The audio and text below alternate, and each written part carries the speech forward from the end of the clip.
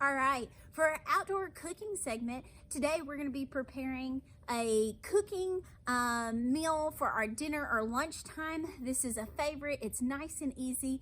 When you're camping, it's all about convenience, right? We could bring our whole kitchen, but let's limit and think about some of those things to reduce the amount, the quantity, things that we have to chill. So for today, this is gonna be a little bit of it's gonna be a foil wrapped meal, and it's gonna be a little combination of everything. Some of our favorite veggies, as well as a protein. Tonight I've chose chicken. So essentially tonight's tinfoiled meal is gonna consist of zucchini, squash, potatoes, and chicken. So those things will all combine, cook really well in a tinfoil packet on our fire, and it's gonna do really great. Plus, we don't have to bring a lot of supplies with us. So let's get started.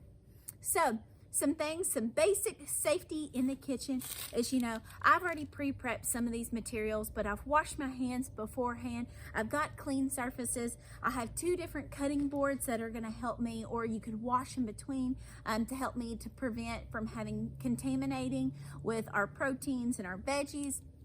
I've got different knives that we're using today. So keep some of those things in mind. Try to prepare in advance when you're going camping, but let's go ahead and get started. So everything that you're gonna add in your tinfoil wrap is going to end up being diced. So dice means to cut either proteins or veggies into smaller pieces.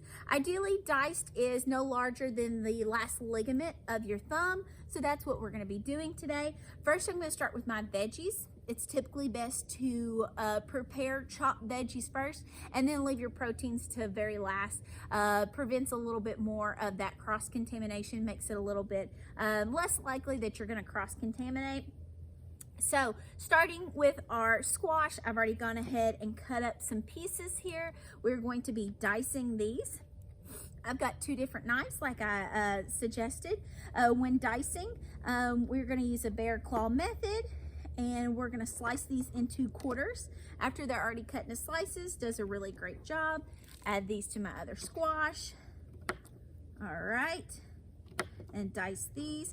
These quarter-sized pieces will cook up really nice. That's what we're aiming for. When you're doing these tinfoil packets, the one area that you can go wrong a little bit is one, you've got to provide enough time for it to cook, but 2, you don't want such large pieces that it's not going to cook down very well, which is why you want everything kind of cut into reasonable amounts. Next, I've got some zucchini here. I'm going to start by cutting off the ends of my zucchini.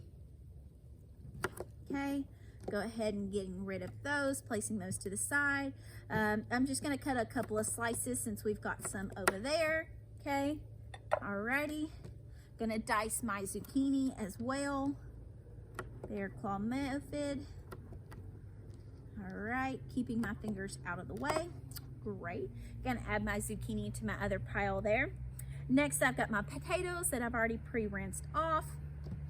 Some of the potatoes are a little bit larger than others, so you may have to dice it more than 4 times in order to get to quarters. This smaller one will do quite nicely, keeping my fingers out of the way. Slicing down. All right. Those make nice little quarters, and your more dense veggies like your potatoes are going to take a little bit more time to cook down than squash and zucchini typically cooks down pretty fast. So if you're concerned about it cooking down, you could leave your squash and zucchini just a little bit on the larger side. Your potatoes, aim for a little bit smaller, especially if you maybe are limited on time and don't have as long for those to kind of cook and sizzle in your container. The smaller something's cut, the faster it's going to cook up. Now we've got these potatoes cut up. We got squash, zucchinis, and potatoes for our veggies. Of course, you could always consider adding things like colorful peppers, onions, whether that be a white or a red onion. So consider some different varieties of this. Essentially, this tinfoil meal is a little bit of anything that fits your taste buds like, right? So tonight for our protein, I have chosen chicken. We're going to be doing the same thing with, of course, a different knife. So we're going to set our dirty knife aside. We've got a separate one for our chicken. So we're going to slice it down the center. Tonight I picked up some chicken tenders from the store. You can of course cook with a chicken breast or any of your other poultry products if you are going the chicken route. If it's a chicken breast, you're probably going to have to cut it in half or cut it down quite a bit more than your chicken tender. Once again, we're aiming for pieces that are really no larger than probably about an inch wide or an inch square inch. So we're going to cut these. Remember to use your kitchen safety techniques, keeping fingers out of the way. All right, one more piece here. A larger piece of chicken like this may actually require you to cut it 3 times, because the chicken, unlike the veggies, you know, we don't ever like to really, you know, get a bite of some raw veggies, and that's definitely not our goal tonight. But you know, veggies isn't that big of a deal. With chicken or any of your proteins, you know, we don't want to eat those raw, right? That's not the ideal situation, and it's not really healthy for us, right? So we want to make sure that these are truly being cut in sizes that are inch or smaller, that are going to cook down in an adequate amount of time in our tinfoil package, and that they're going to cook down. If you are not as much of a chicken person, or maybe you like chicken, but you also like beef, you could consider even ground beef. You could consider shrimp would do a really nice job of cooking in a tinfoil packet as well. Just keep in mind that you're gonna want something that's gonna cook really well. If you go with something like beef tips, make sure that they're cut down in size enough that they're gonna cook up well. So we've gone ahead, we've prepped all these items, all of our meal items right there. They're all diced up. What we're gonna do next is we're gonna lay out our tinfoil.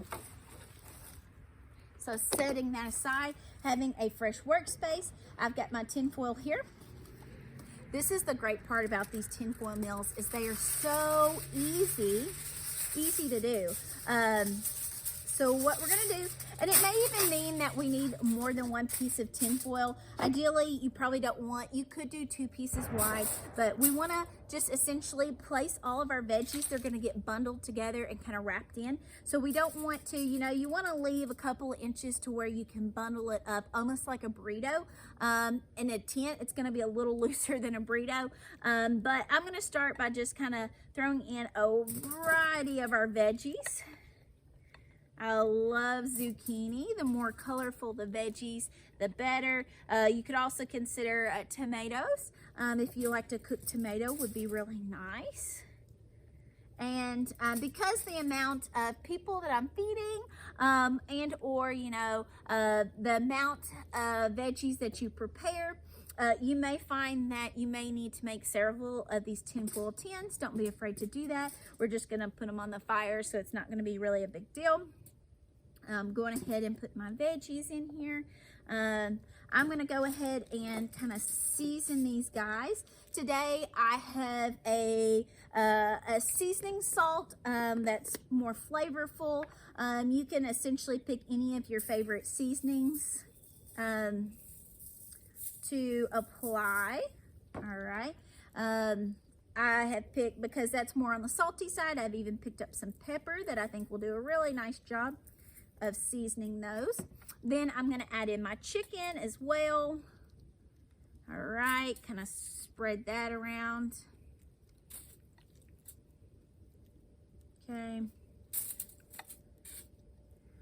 Want to make sure we don't have a good variety of everything. Okay, gonna salt this up for chicken and season it with a little bit of pepper. Alrighty. So then we're just gonna bundle it up, right? So we're gonna take the sides, we're gonna turn them up. And we kind of want to make a little bit of a boat out of it to where we can secure the sides, but also wrap them in on each other, because we don't want any of the juices escaping. It's not going to be quite as tight as a burrito, which is kind of the terminology I used at first. You want a little bit of space because it's going to allow all those juices to kind of cook around on it.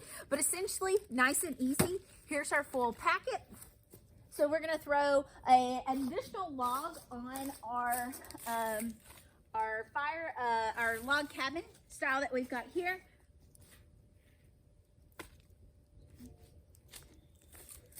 Adding that additional log is going to help us to give us a little bit more of a surface. Of course, you could bring a grate or something like that from a grill you've got at home, and if you've got those things, that's great. But otherwise, just adding another log does a pretty good job. And we're just gonna sit this on top of it, kind of wedged over those, and let it do its thing.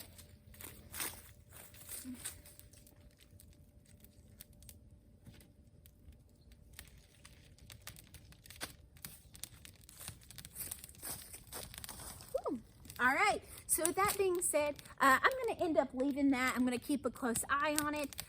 Depending on how hot your flames are, which mine are pretty hot right now, it may take different time. Keep an eye on it, probably check on it every 15 or so minutes as it's getting closer. But a total, it should take you somewhere between a 15 to 30 minute mark, depending on how hot that fire is. So just keep an eye on it. In order to pick up your tinfoil, it may be really hot, so consider some safety with that. If you've got some large tongs that you might use for like grilling, for instance, that would do a really good job of helping to get it off of there. Even a stick or something like that can assist with that as well.